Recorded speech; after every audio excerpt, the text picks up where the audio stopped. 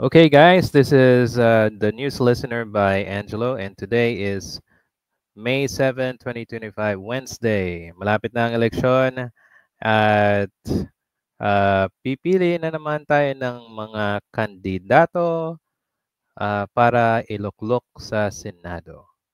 Okay, guys, nakapili na ba kayo? And by the way, thank you. Nakita ko yung views about kay Philip Salvador at kay Pinuno. Uh, Pinuno, sino nga yun? Nalimutan ko yung pangalan niya. Okay, but anyway, thank you guys for the comments and likes. Na I really appreciate kasi malaking bagay na yun sa akin. Kahit papano, kahit bago tayo, nakakakita tayo ng mga taong nag-review at saka nagko-comment. Thank you. And sana mas marami pang magsusubscribe, mag-like at mag-comment din. Okay? So, okay, pag-usapan naman natin si Budots King, Bong Revilla Jr. Okay, 'di ba? Sikat siya. Napakasikat yung ad niya na Budots, 'di ba? Pero itong commercial niya nangyari doon matagal na ata eh. 5 years ago. Okay? So, maybe last time siya before nito, last time na naging senador siya. I think that was 2019. Okay, so okay, pakinggan natin ulit yung Budots ad niya. Nandito na si Bong Revilla! Bong Revilla po, number 16 Nice. sa balota. Yeah.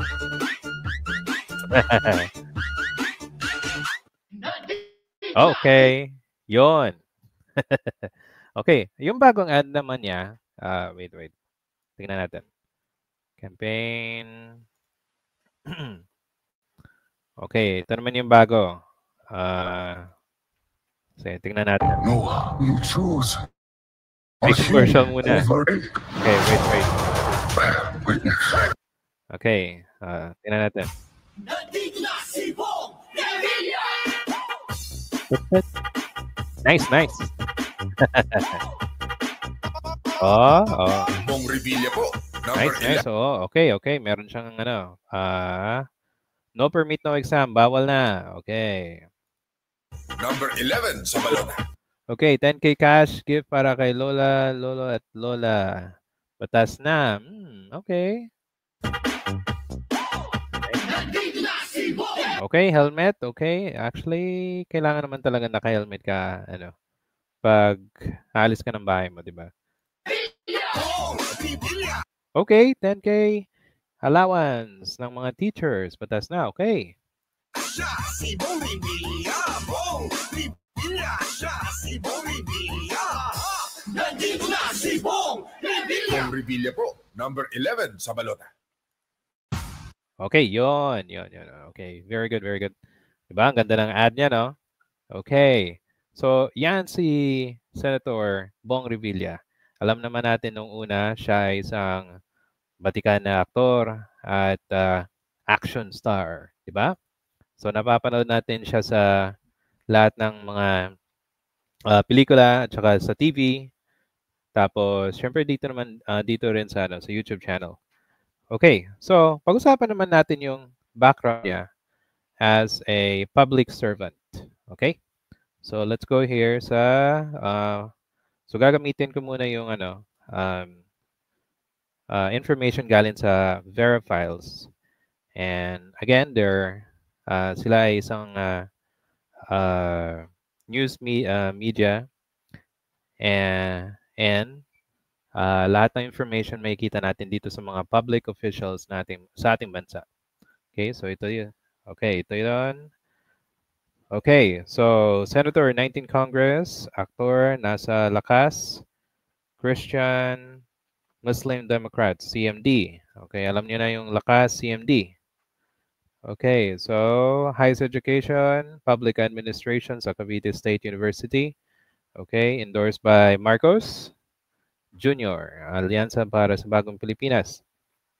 For the three-time Senator Bong Revilla Jr., there's still much to be done. Okay, so tatlong beses niya na ito. Alright?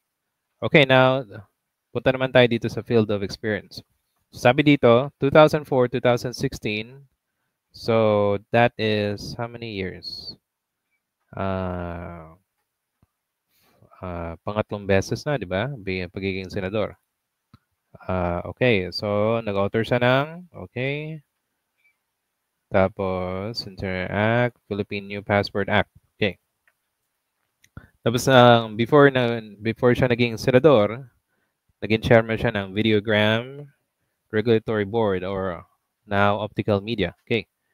Naging gobernador 1997, elected 1998, 2001, appointed governor. Okay, naging vice governor siya ng 1995 to 1998.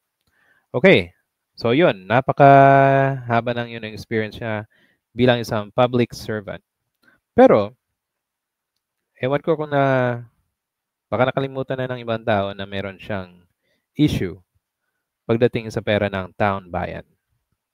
Diba? Okay, so anong issue ito? Napakarami. Ito yung una.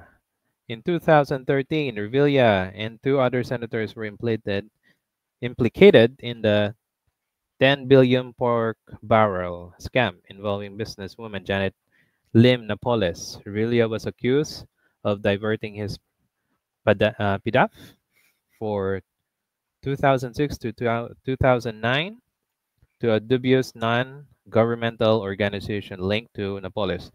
Okay, alam niyo naman yung nangyari sa PDAF, di ba? Pinagbawal yan ng Korte Suprema at nadamay ang halos napakaraming senador at mga other public officials. Okay. Who allegedly gave him 224.5 million kickbacks. So, napakaraming pera. The ombudsman filed plunder and graft charges against the senators before Sandigan Bayan. So, naresto sila ng 2014 and then na-detain sila sa plunder trial. So, January 2017 ended 2018. Na-release siya after the anti-graft court acquitted him of plunder but ordered him to return 124.5 million pesos to the national treasurer.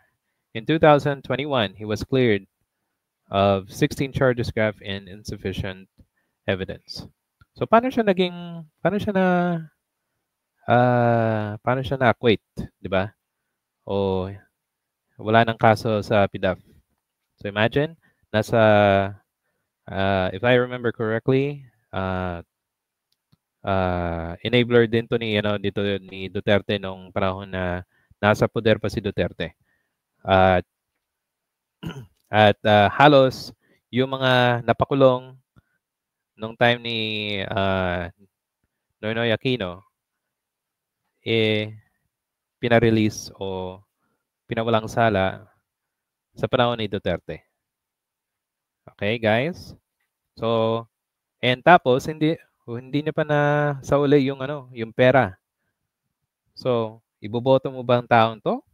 Pabalik sa Senado? 'Di ba? Okay, pag-usapan naman natin yung pamilya na nasa gobyerno.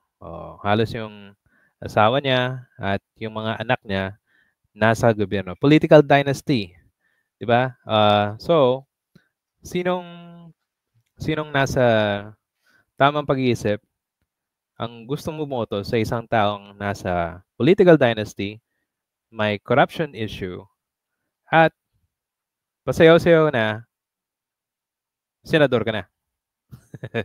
'Di ba? So please, mag-isip naman yung ibang tao. Pili naman tayo nung yung karapat-dapat, hindi corrupt, hindi nasa political dynasty, may prinsipyo, hindi enabler, 'di ba? Napakaraming qualification at sana hindi na yan manalo si Bong Revilla. 'Di ba? Para sa akin kasi ang tagal niya sa politika. And parang napapanahon na iba naman. Ibang tao naman, di ba? So thank you guys for listening to this video. I hope you like it. Please like, comment, subscribe, and I'll see you in the next video. Okay? Salamat po. Thank you.